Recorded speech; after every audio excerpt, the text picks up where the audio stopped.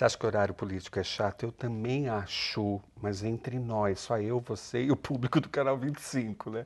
Mas o pior é a gente aqui de Jundiaí ainda ligar no horário político e não ver nada da nossa cidade. A gente vê de Sorocaba, vê de Várzea, vê de todo lugar e muito pouco de Jundiaí. Mas o horário político é uma oportunidade da gente entrar em contato com os candidatos, enfim, porque a gente vai votar daqui a pouquinho e tem que saber em quem votar. Cada vez mais o voto tem que ser responsável, né? Camila Har. A Camila Har é advogada, com essa carinha de menina que está aqui. Agora, Camila, você queria ser advogada na vida mesmo? Sempre quis ser advogada, É Dionísio. verdade! É, e você estava me contando uma coisa que tinha um perfil meio hippie quando era mais jovem e virou advogada depois. Agora, vamos falar de voto, de cidadania, de horário político. Se a gente for falar de ficha limpa virou um termo que todo mundo fala, mas ninguém entende muito bem o que é ficha limpa. Como é que surgiu ficha limpa, por exemplo? Bom, Ficha Limpa foi um projeto de iniciativa popular de sociedades civis. Né? Isso é legal Então, saber. A Articulação Brasileira contra a Corrupção e Impunidade e o Movimento de Combate à Corrupção fizeram um projeto de lei. E esse projeto de lei, para ser aprovado e se tornar lei por iniciativa popular, que vem da nossa Constituição de 88, necessário que houvesse 1% da assinatura de todos os brasileiros. Legal E eles isso. conseguiram, junto, né, com os cidadãos. Realmente foi uma coisa que veio do iniciativa povo, popular. do Veio povo do para o povo. Perfeito. Que coisa democrática, realmente, essa coisa. Agora, a ficha limpa é uma coisa muito esquisita, né?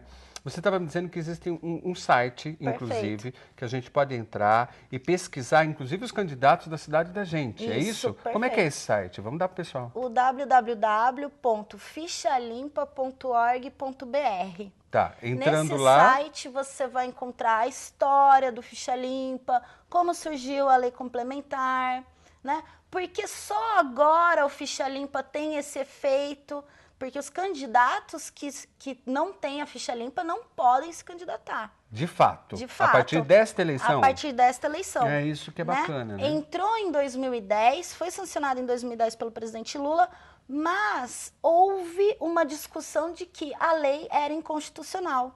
E em fevereiro de 2012, os ministros do STJ, do STF, se não me engano agora, que aprovaram a ficha limpa e ele está realmente em vigor este ano. Em vigor, a partir de agora, uma vitória. Perfeito. A gente deve comemorar isso. Uma vitória da cidadania.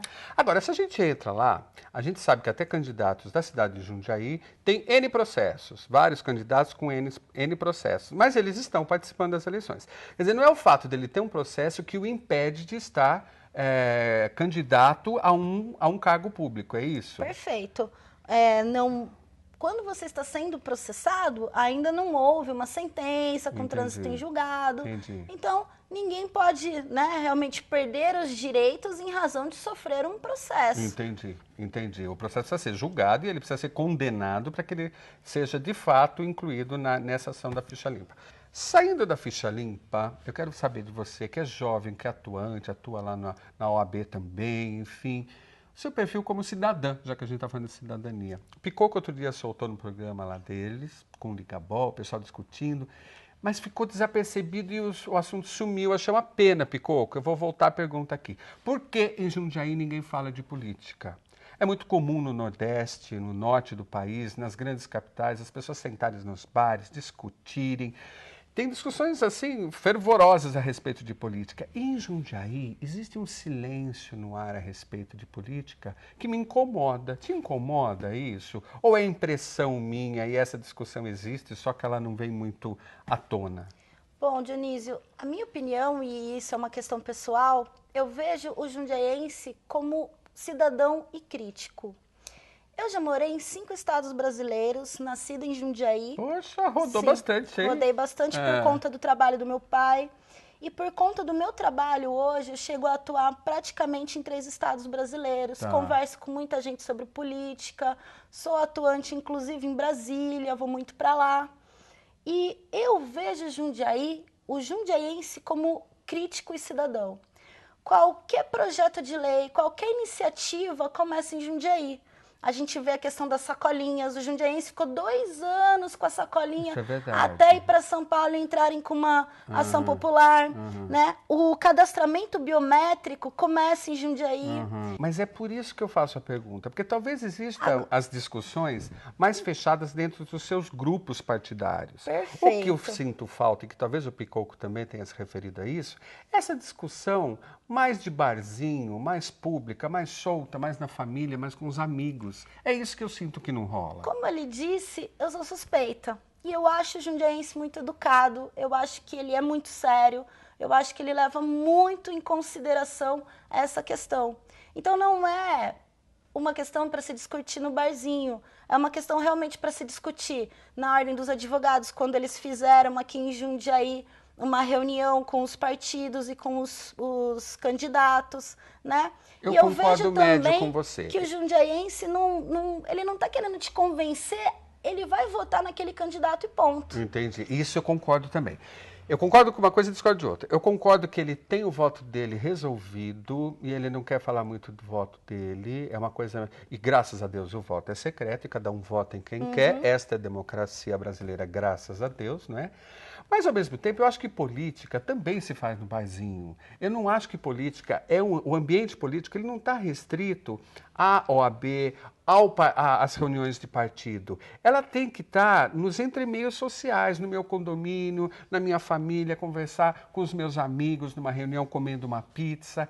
Eu sinto falta. E eu acho que o meio político tem que correr por aí. Você não acha que aí também se faz política? Concordo. Eu tenho uma situação que é o seguinte, eu com os meus colegas íntimos, realmente, eu trato de política. Que bom. Né? Converso com eles numa reunião íntima, com a minha família, com a minha mãe, em quem vamos votar, vamos ponderar a respeito desse ou desse candidato.